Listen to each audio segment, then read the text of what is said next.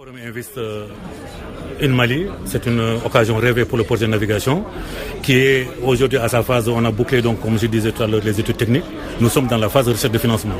C'est vrai qu'il y a des négociations qui sont engagées avec Exim Bank Inde, avec un partenaire indien, mais tout n'est pas encore fait. D'ailleurs une table ronde des bailleurs est prévue au début de l'année si jamais on n'arrive pas à avoir l'investissement indien pour pouvoir relancer les bailleurs. Donc c'est l'occasion rêvée de rencontrer les futurs investisseurs qui pourront s'intéresser au projet. Monsieur Diouf, est-ce que vous pouvez nous rappeler le montant de l'investissement recherché? Oui, aujourd'hui, on va dire que c'est entre 300 et 350 millions de dollars. Et ça représente l'exécution de l'ensemble du projet ou bien ça correspond à une phase, à une étape? Ça correspond à la première phase. La première phase, c'est quoi? On va aménager l'ensemble des ouvrages portuaires entre Saint-Louis et Ambididi. On va aménager le canal lui-même, on va draguer. Donc on va réhabiliter et moderniser l'ensemble des escales et appontements sur le fleuve. Ça c'est fait. Et l'accès par la voie fluvio-maritime sera fait avec les 350 millions de dollars. Mais c'est vrai, il y a une deuxième phase qui va tenir compte du volet transport minéralier. Parce que vous n'êtes pas sans savoir que dans la zone, dans le bassin, il y a beaucoup de gisements miniers. Du côté de la rive droite en Mauritanie, il y a Bofal, les gisements de Bofal. Du côté du Sénégal, il y a les gisements de Ndendori, près de Matam. Et donc, comme le transport fluvial coûte beaucoup moins cher que le transport routier, effectivement, il y a un volet transport minéralier, mais qui sera pris en compte dans une deuxième phase. Maintenant, en termes d'échéance, M. Diouf, cette première phase, on peut dire que vous vous projetez à quel horizon? Oui, la réalisation de la première phase est prévue pour l'horizon 2018-2020, c'est-à-dire au milieu du deuxième semestre 2018 jusqu'à la fin de 2020.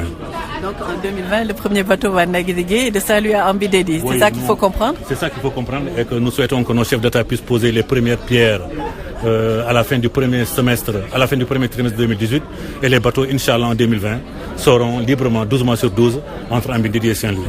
Si on parle d'investissement, on parle du privé dans nos pays.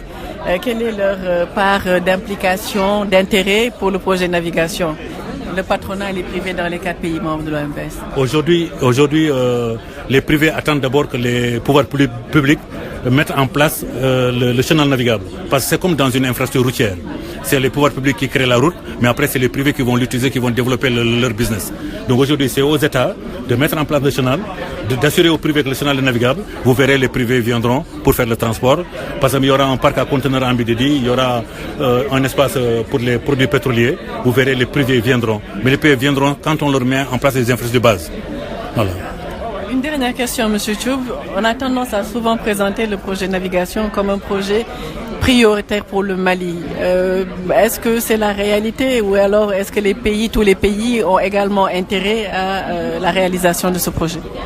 Tous les pays ont intérêt à la réalisation du projet parce que ça permet déjà les échanges entre les pays.